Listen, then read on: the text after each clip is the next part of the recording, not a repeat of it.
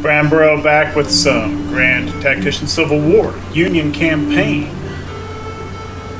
in version 1.07 live. We're in mid-February 1862, and the most recent developments, the last couple episodes, I had a setback here in Northern Virginia. Before I get into the theaters, let's just take a quick scan across the kind of the macro. I'm just gonna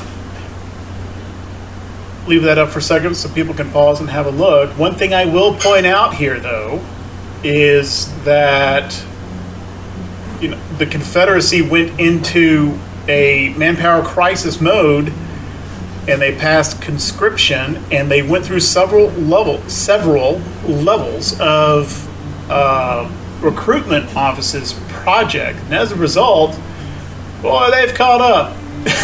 There are actually 4,000 troops above us now. So that's a pretty recent change. I think the trend in most of these categories is pretty much as it's been.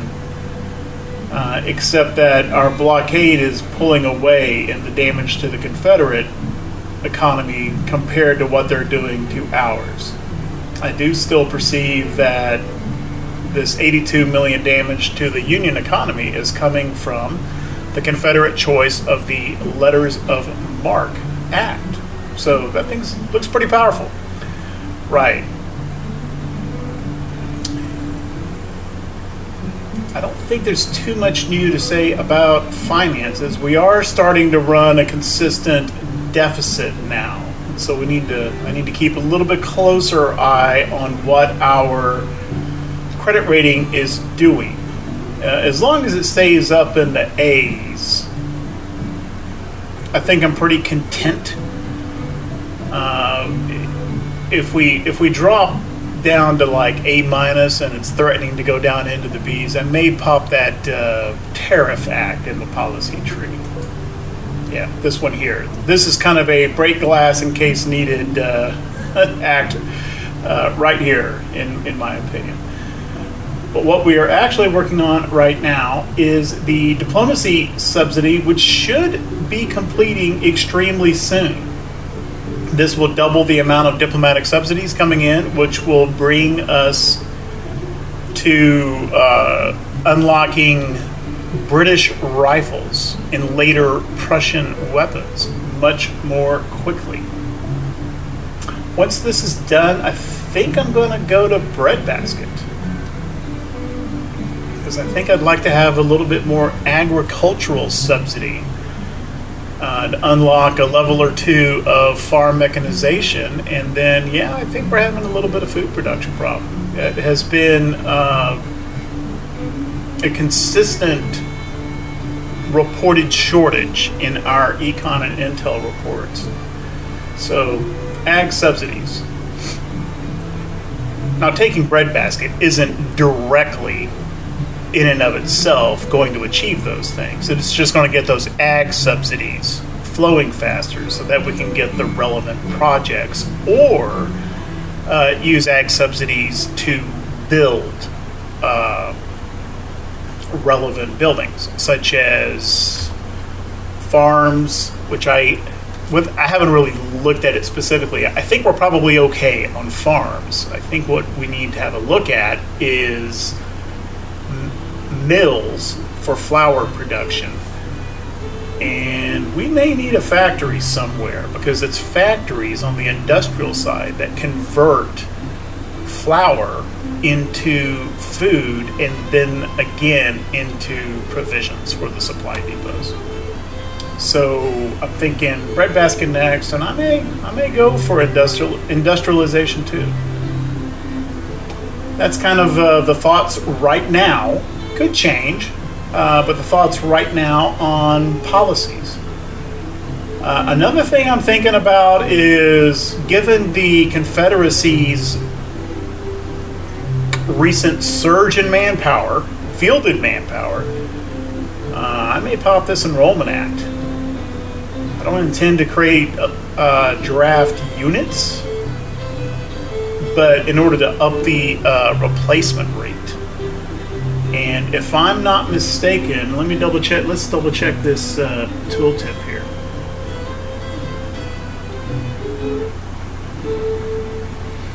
Okay, I am not seeing a statement in here. On the Confederate Conscription Act, the counterpart to this one, I think that there is a sentence in there stating that in addition to the actual draft, that it also further increases the volunteer manpower pool, I think. I am not seeing that in this tooltip. They're not equivalent. The union draft and the CSA draft, enrollment for us, conscription for CSA, they work a little bit differently. So I don't know if this will actually increase volunteer manpower pool or not. It is going to get the replacements going though, and I think that's pretty significant. Okay, it's policies. How about projects? And I've got them sorted by subsidy type. No real change to the plans. I already talked about agricultural subsidies. And my main plan is to continue for industrial subsidies with just bouncing back and forth between infrastructure reform and subsidized industry. I think, however, right now I may save some of this subsidy money back for a factory before going back to the projects.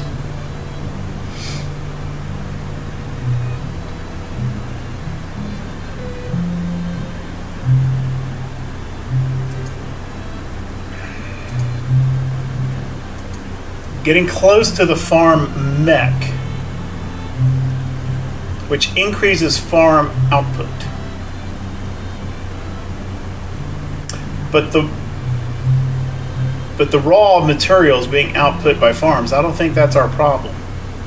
I think we need flour and food. And oh, by the way, it says here increases farm output. There are multiple products from farms.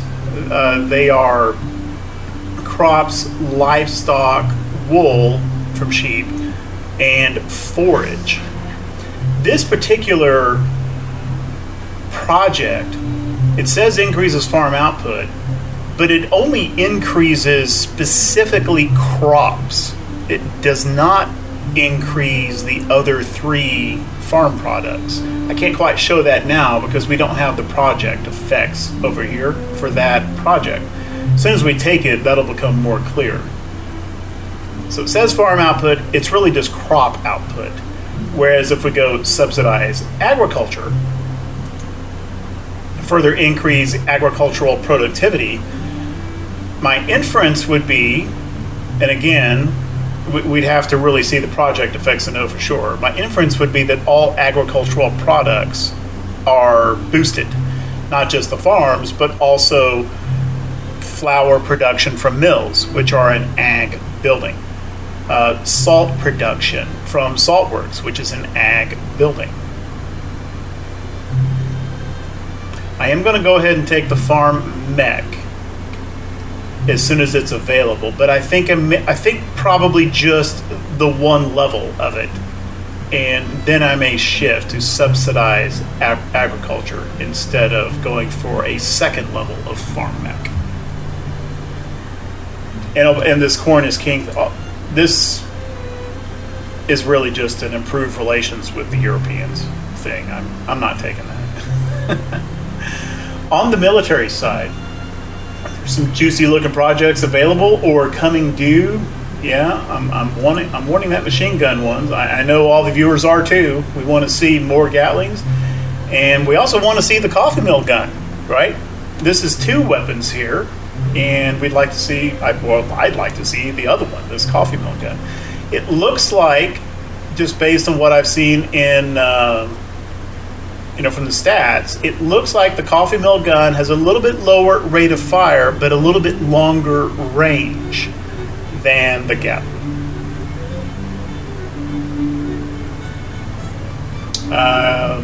Medium-range carbines. Yeah, I'd like that. Especially now that we've got our cav reform done and we've got, like, you know, quote, real, unquote, cavalry brigades. However, I think what we're going to do is I'm going to hold off and go for organization reform so that we can form true armies with multiple corps underneath their HQs. I think that's what we need next. So holding off on military subsidies for that, we are getting the 25 million per year subsidy now with military too. So I don't think that's going to take too long. We need, what is it? About another 1.6 million. And at 25 million per year, we're bringing in military subsidies at about 2 million per month. So this should unlock sometime about mid-March. So it's not very far away. And finally, on the diplomatic, already talked about, I want to go for British rifles. And I'm going to follow that up later with Prussian weapons. Just because I've never had the needle, the Dreiss needle gun I've never played with that before. I want to see what that's like. I assume it's basically kind of like Sharp's rifles, right? About a 400-yard range, high rate of fire. I'm sure it's very good. Okay.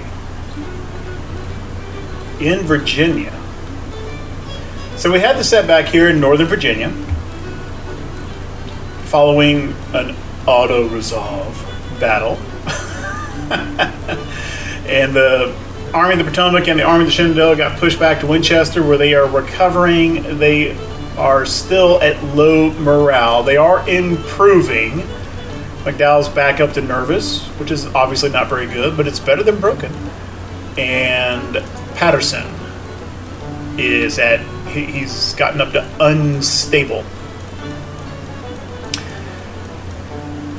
And the Potomac Army's readiness is back in the green. They never really dropped. Patterson, however, in addition to his morale problem, also is down in the red for readiness. So he's kind of, I'm leaving these guys here for now. Meanwhile, we have the newly established Rappahannock Army under Winfield Scott, who has come over here and is ready to defend Washington, D.C. And I did move, as seen in the previous episode, I did move a few of the experienced brigades from these two armies over into the Rappahannock Army. So they're not completely green. So I think things are about as good as they can be in Virginia at the moment. As soon as these two armies recover their morale, and as soon as Patterson regains some readiness, we're going to go push these guys back out of Northern Virginia. We made a naval effort at taking down Fort Norfolk, which was not initially successful because we engaged the James River Squadron at the same time, and it turned out that the rebels had finished, they weren't done, but they had finished, they had gotten far enough along on CSS Virginia, a casemate ironclad, that ship came into the battle, and that beat us up pretty good. Won the battle. The James River Squadron disintegrated, which begs the question of what exactly happened to CSS Virginia. I don't know. It may still be in the CSA's harbor pool, or it may have just disappeared. I honestly don't know the answer to that question.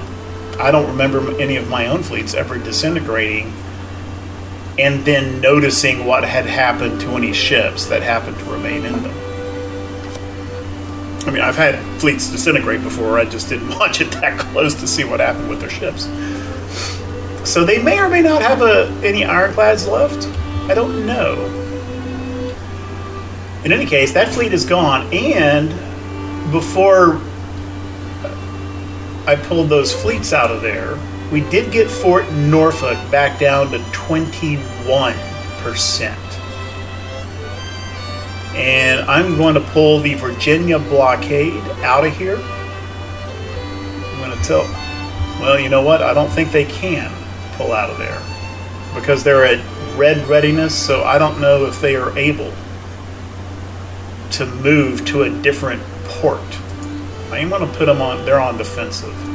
Okay. Meanwhile, the battle squadron, we have swapped out the damaged ships, and I've got 7 more frigates at 100% ready to go. Now, because of that, they're at red readiness again, but they'll come back up pretty quick. And as soon as Farragut reaches green readiness, he's going to go down to finish off Fort Norfolk. And this time, he's got the amphibious attack perk, so I'm hoping he can capture it on this second go. And meanwhile, even though this Virginia blockade fleet got totally beat up, they did pick up a blockade perk.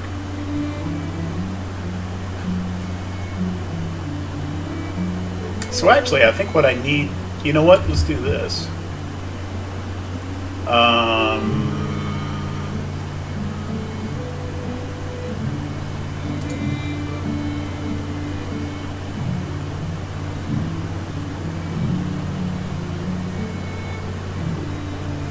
Let's go ahead and pull all these ships out of Virginia blockade.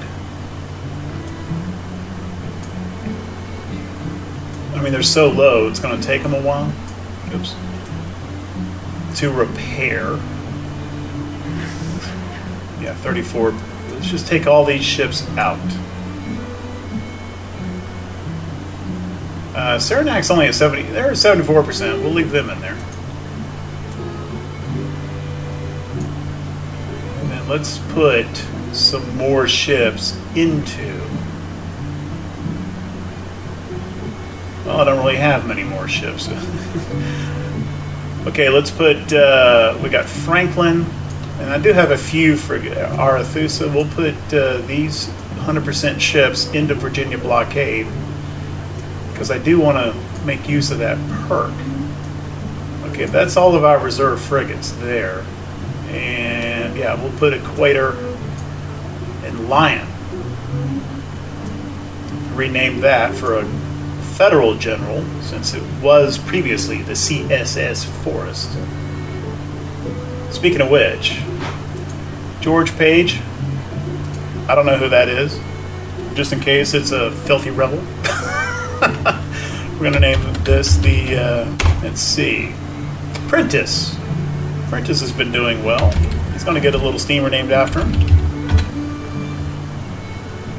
Jamestown is okay.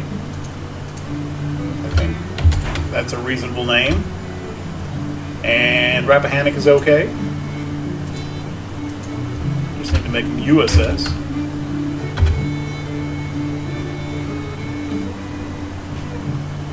Okay, so we got a number of ships repairing, including 4 frigates.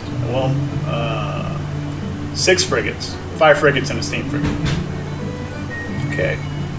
So all of our 100% ships are back out in service,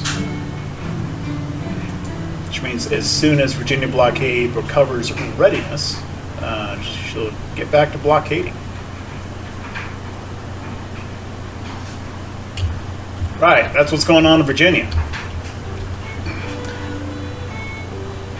McClellan with the Appalachian Corps still hanging out near Charleston in winter quarters.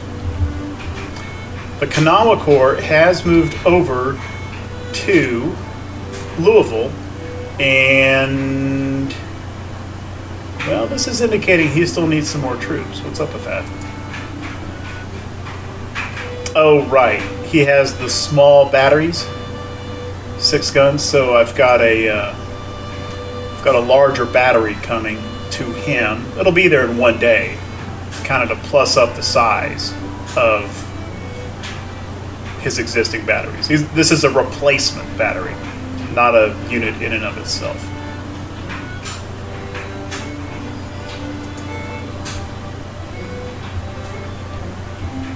There's a supply depot building here. I believe this is probably the Army of Tennessee. Last sighted in this area.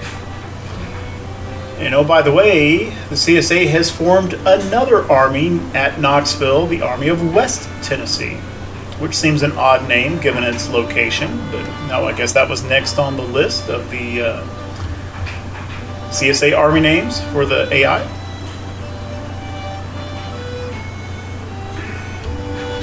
And Isaac Stevens continues his attempt to besiege these forts over on the Tennessee and Cumberland rivers, still working on Fort Hyman. I don't know how this is going to turn out. He does have more artillery now. That's a good thing.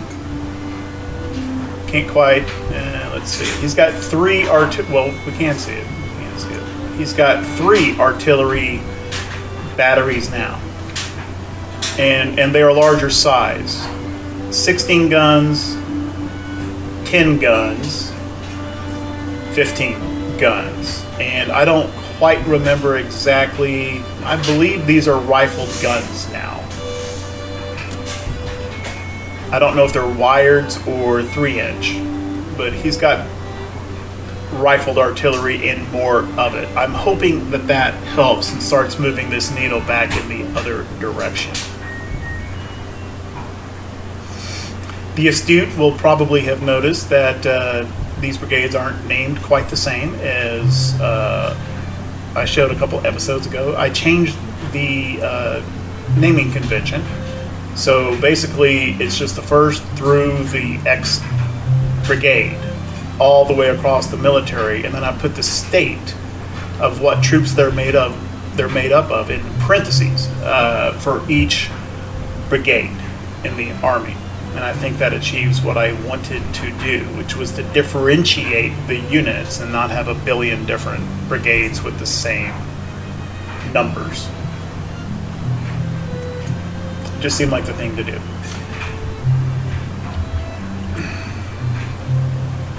And I think that covers Tennessee. Well, not quite.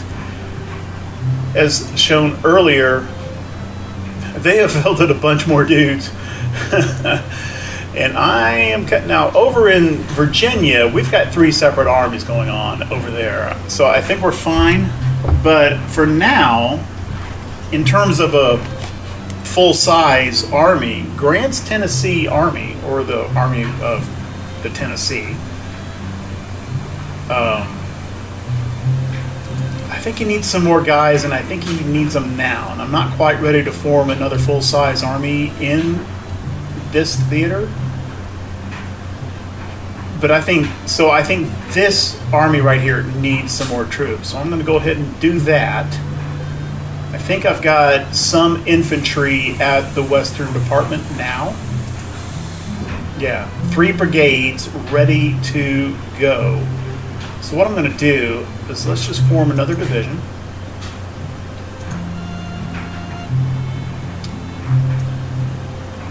Another infantry division.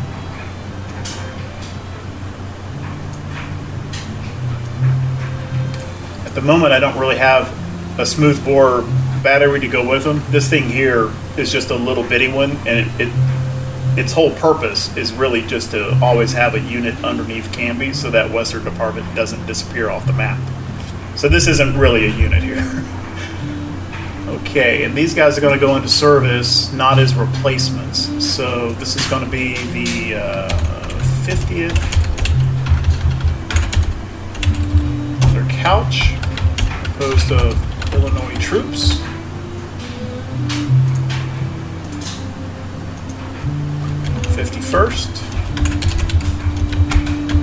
California troops. There we go, see? We'll get some of those West Coasters into the action. I think this is the first California or Oregon infantry brigade, though. There's some Cav and some Arty elsewhere. This is the first West Coast infantry. And I don't think we're ever going to see Oregon infantry. There's just not enough recruits in that state. But I think there's some Oregon artillery here and there as well. And William H.L. Wallace is This will be the, what was this? 52nd Brigade of Illinois troops.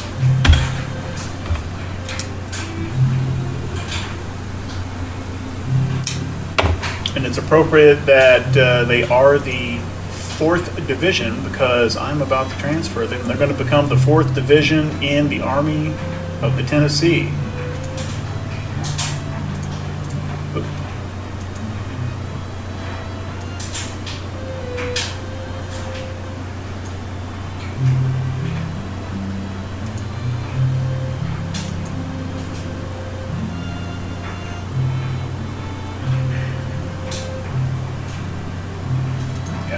RD Division, 1st, yeah, that works. Actually, what I could do, no, that's rifled artillery. These are all rifled. This is a viewer unit, the 1st Iowa, and it's the 1st Iowa Field Artillery, also known as the Sodbusters. Shortened it to FA in order to get Sodbusters in there. Armed with 3-inch ordnance rifles now. So I think what I'm going to do is I'm going to take the 19th battery, and I'm going to swap them back to. Do I have any Napoleons? I do not. Okay. 24-pound howitzers for you.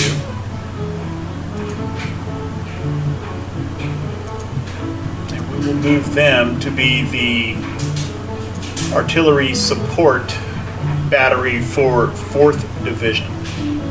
That works. Okay, and that's going to put Grant up to 27,500 men once those guys arrive, which should be quick. 6 days. Yeah. That works. And then over in Missouri, Lyon's still building his supply depot, which once completed will improve his supply situation. And I am hoping that the Missouri State Guard down here hasn't been plussed up with 5,000 or 6,000 new guys. We'll have to see how that pans out.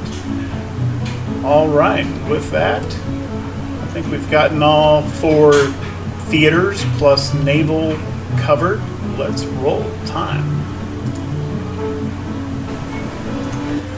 Okay, Diplomacy 1 has been enacted for us.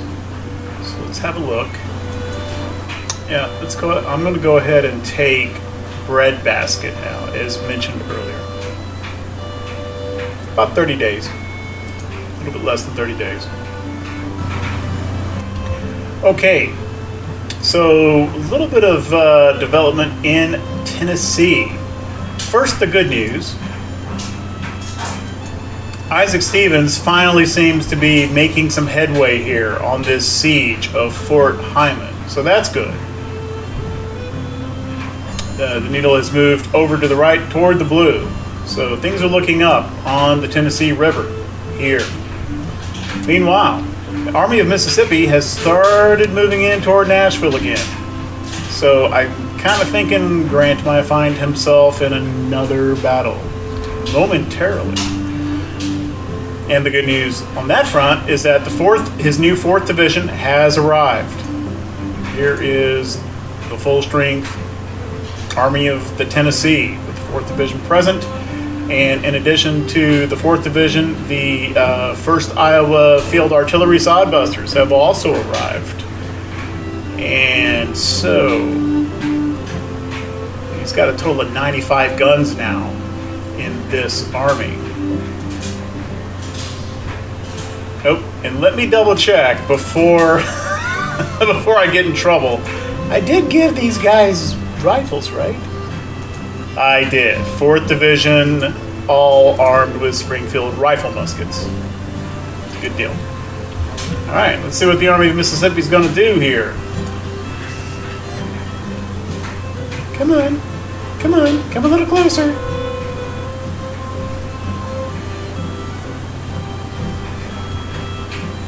You're just going to sit there and... Are you waiting for other guys to show up? I don't think so. You know what? You know, if you're going to come that close, you're going to fight now. Go.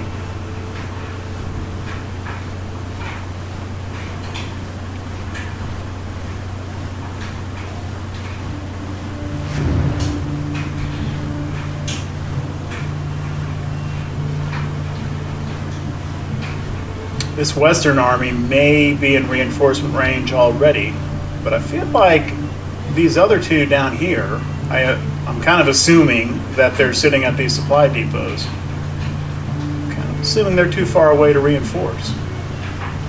Ooh, he's not even reinforced by the army, but by the Western Army. He's got about 9,500 troops to our 25,000. 9,500 infantry to our 25,000. Oh, and we've got the West Scouting Force, so we got some extra cav in here as well. Okay, well, here we are again. This is not, you know, we've got a 2.5 to 1 advantage in numbers. But if I hit auto resolve here, it'll take forever. And Polk's Command, and the Army of Georgia, and the Western Army, and the Army of Tennessee, they can all come pile in at their leisure, even though they're not eligible for a battle right now. So, having made that mistake over in Virginia, I'm not going to repeat that mistake here. Okay, we're on the Murfreesboro map. It is an attacking situation for us. Here is the objective, already Confederate. Therefore, I think it's a safe assumption that it is within the Confederate deployment zone. Cooper's men are probably in this area. We're starting over here, basically in the town of Murfreesboro, and my plan is to simply march Grant's army forward until we make contact and then beat them. That's what I hope happens. If he doesn't retreat, which he might. I mean, as I mentioned earlier, if he does, then I'm just gonna... Well, you won't be seeing this. Okay. Really the only semi-dicey part is, can I get across Stones River before making contact? If I can, it should be fine. If we wind up seeing opposition right here at the crossings, then I may have to do something else, because I am not going to charge brigades across these bridges under fire, right? I'm not going to do that. Okay, we'll see what happens. Okay, so Cooper has not retreated. He is at the objective. He's thrown up some parapets. I don't know if one throws up parapets. Throwing up breastworks is a term. He's built parapets in defense. So, my basic plan here is I'm going to take 2 divisions. It's going to wind up being Prentice and McDowell.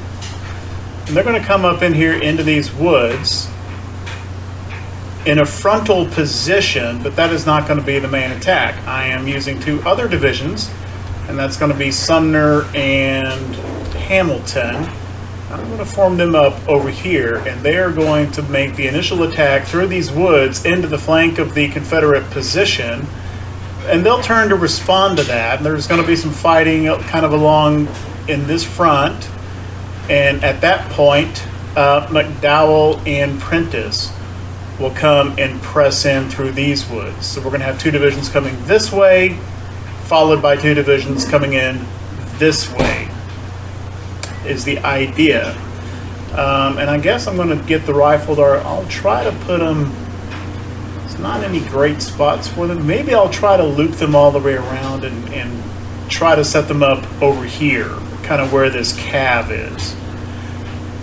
Anyway, that's kind of the initial plan, and we'll see how it works out. A little bit more marching to do. Okay, it's the morning of day 2. 8 o'clock in the... No. Don't start moving.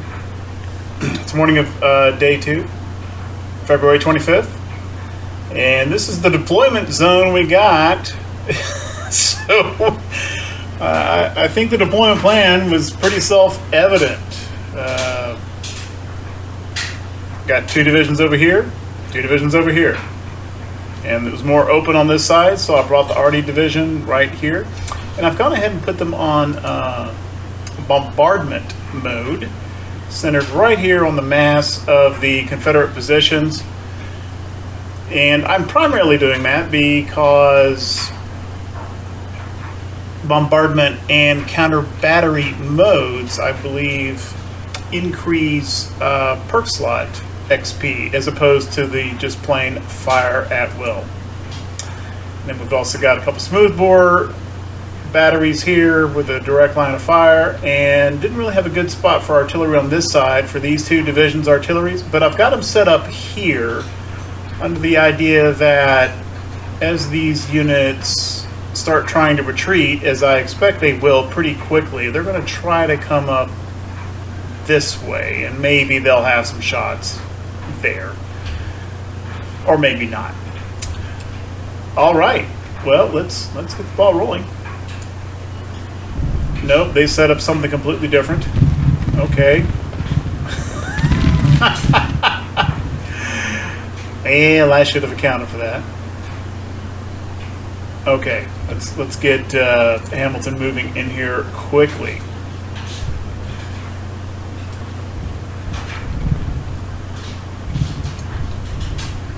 And Grant's not in position to give him an advance order per se. Well, I'll tell you what, get your skirms out just to have something in front of the artillery.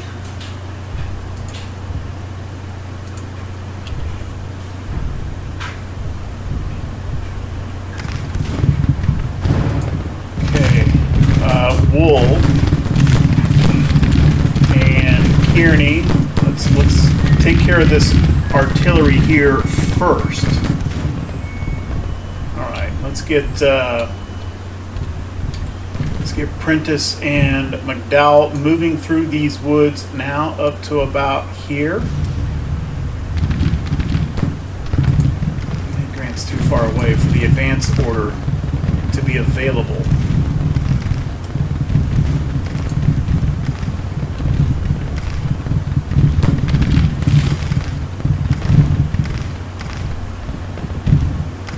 I'm just going to advance brigade by brigade.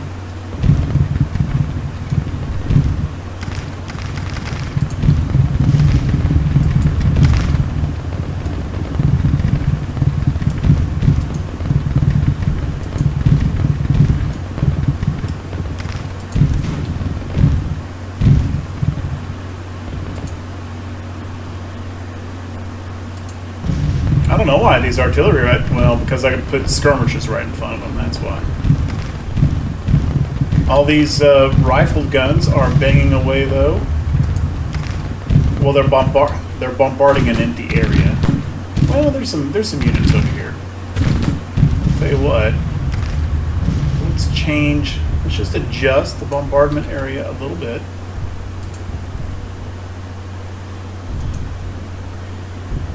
Kind of over this way.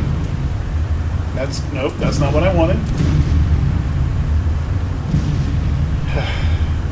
I'm just going to give him fire at will.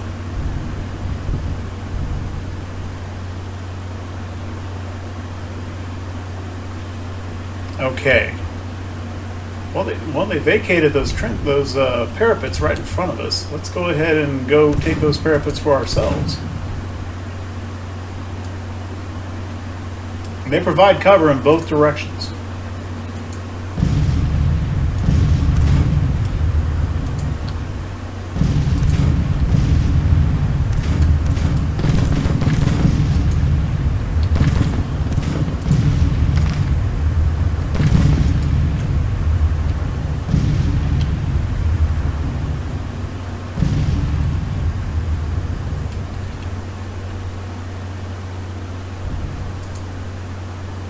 Naval has it. Okay, just got his order.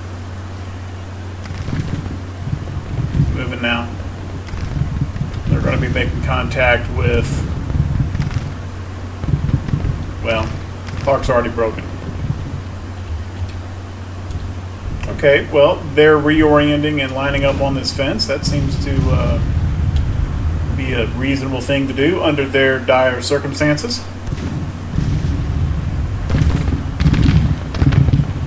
Skirmisher screening, what is this, Prentice? Hamilton.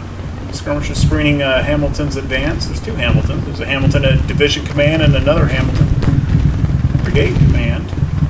This is Charles Hamilton and Schuyler Hamilton in command of the brigade.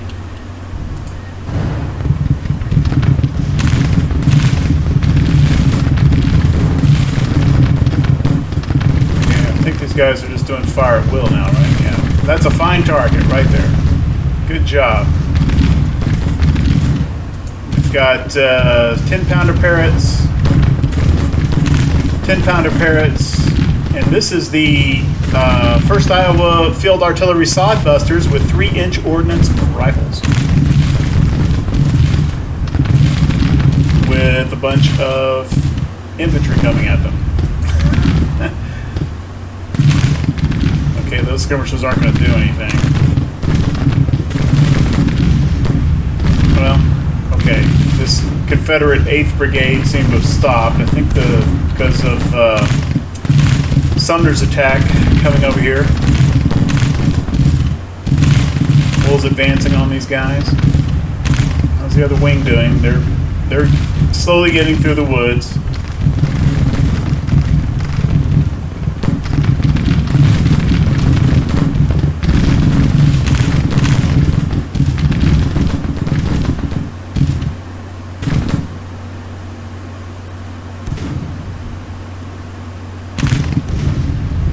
Okay, those skirmishers have served their purpose. Let's bring them in. These skirmishers have served their purpose. Let's bring them in.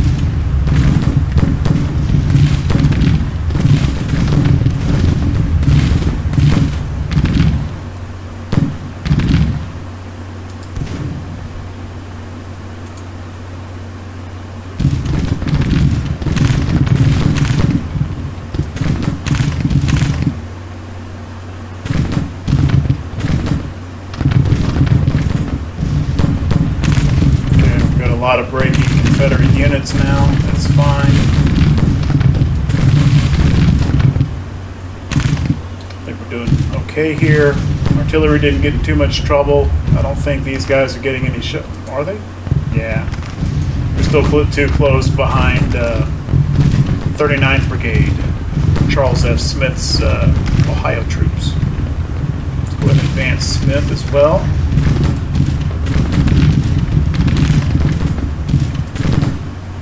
Pearson, keep going.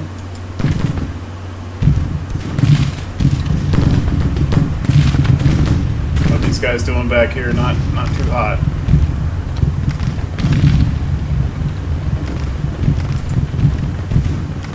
Advance right on up in here. Well, I got to give them a crap. We can tell Prentice to advance here, I think.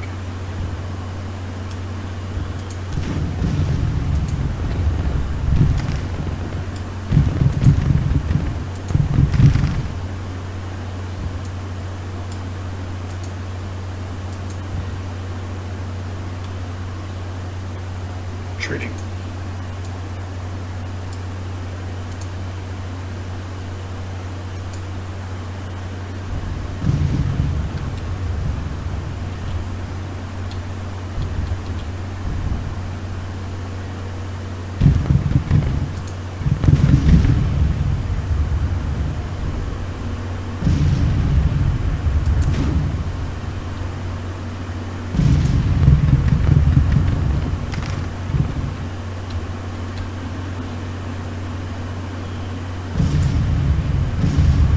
So 4th Division over here, at least they're clearing their first combat debuff. They won't have that on the next battle. That's good.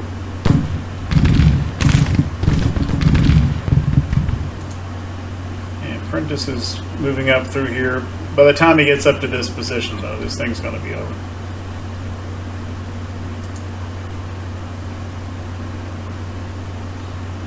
Okay. We're not going to be able to catch him with these guys.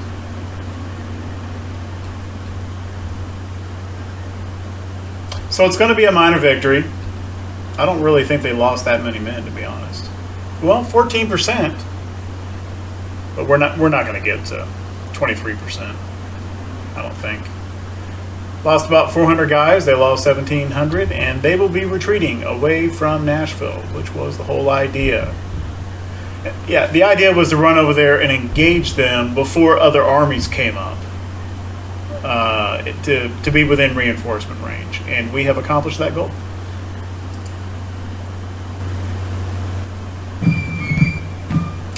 Okay, as already mentioned, did lose all of his guns, but these casualties are pretty low. I don't think I don't think any unit's really going to be too impressive on the casualties inflicted for that short engagement. With one exception, let's just see how the 1st Iowa Field Artillery Sodbusters did.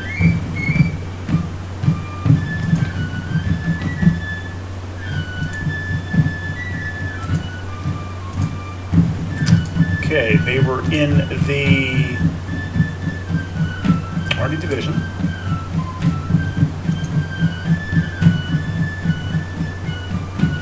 Not bad. For that short a time period, almost 600 casualties from the rifled guns in the Arctic Division. In Grand Tactician, that's actually a pretty good number. And the Iowa Battery did 150, as did the 17th Battery, Illinois guys. And the 18th Battery did almost 300. Again, given the short duration of that engagement, that's pretty impressive for artillery in this game. Okay. All right. Let's see here. Well, we only captured not even about 900 infantry, weapons, 10 artillery, and 300 more sardines to pack into the sardine camp at the POW camp.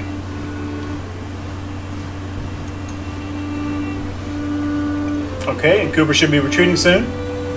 And now, was the AI overall really trying to bring forces up for another concerted multi-army attack on Nashville? I don't know. But it kind of feels that way, that, hey, Confederates coming in close again before the rest of them show up. Let's send this guy home and foil their plans. Kind of a preemptive move. Makes for a good story anyway, doesn't it? Okay.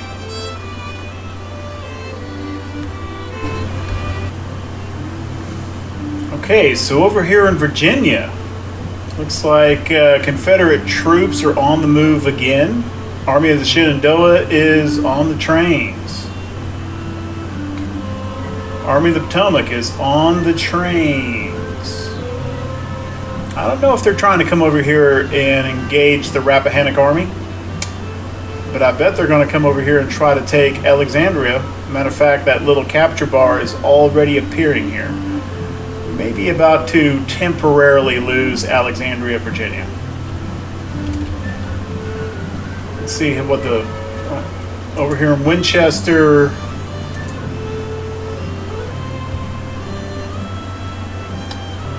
Dow's back up to stable with green readiness.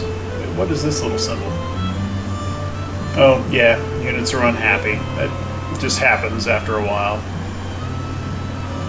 The 1st Brigade, the 10th, and the 11th Brigades are unhappy with their commanders because they've gained enough experience that no commander would satisfy them.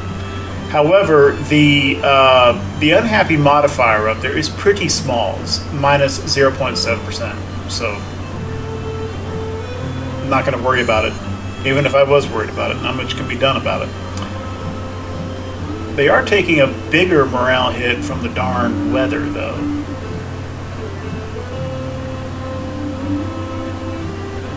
Winter is what it is. And the Shenandoah Army, they're stable as well, but still down in orange readiness. They're not ready to move unless I sent them back into Maryland, which I don't think I need to do that. Let's see what Johnny Reb does here. No, they're moving back south. Okay, well, maybe not then. Are they coming to Winchester? I think they are.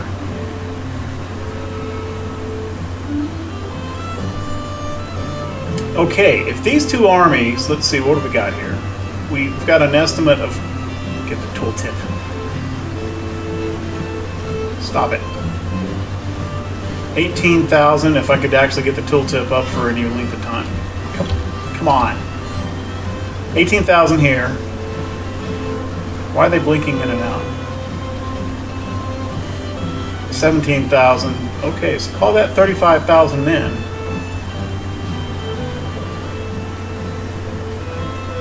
Now we have enough troops over at Winchester, but we do have the morale and readiness problem.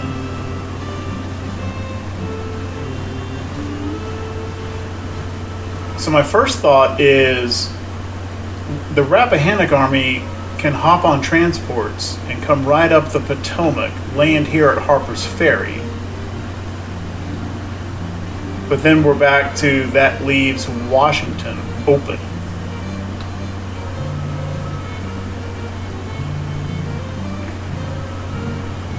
Option 2 is have the Rappahannock Army cross the Potomac and pursue them, but I don't think that that's going to get them into reinforcement range.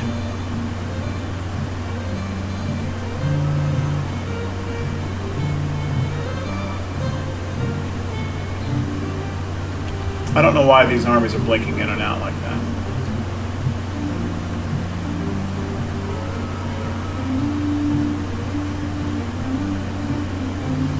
Meanwhile, Army of the Northwest is not moving under Albert Sidney Johnston. So maybe let these guys come over here, let this engagement occur, and then we'll bring the Rappahannock Army down to defeat the Army of the Northwest. And then these two armies will be a little bit cut off. And instead of retreating back across the mountains into northern Virginia, they may have to retreat back up the valley. Big if we can defeat them over here and force a retreat. It may be the other way around, and Patterson and McDowell wind up retreating into Maryland or into West Virginia.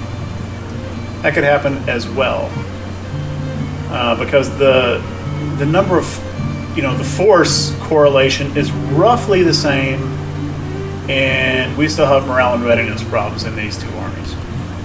And we're fighting on Virginia soil. So they may start a battle wavering.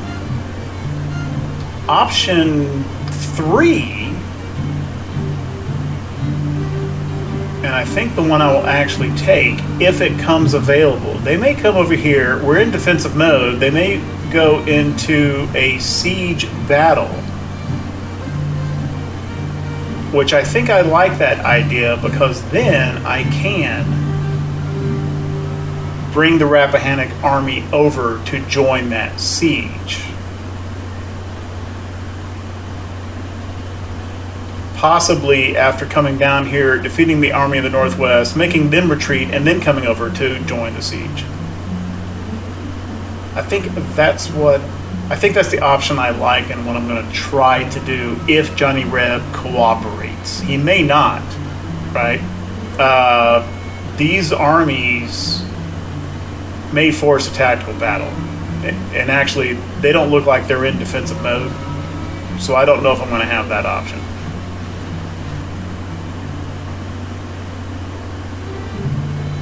Or do I? I could, kind of what's good for the goose is good for the gander. I could use the same thing with the auto-resolve, because that battle will last longer and give the Rappahannock time to get over there.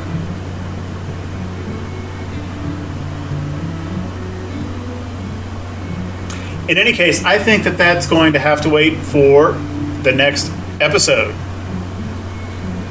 If you like what we're doing with the channel, if you like the content, then leave a like, leave a comment, maybe even subscribe. If you're new to the channel or the series and you haven't caught the other episodes in this series and would like to, I'm linking the playlist right here. At any rate, thank you very, very much for watching. I appreciate it.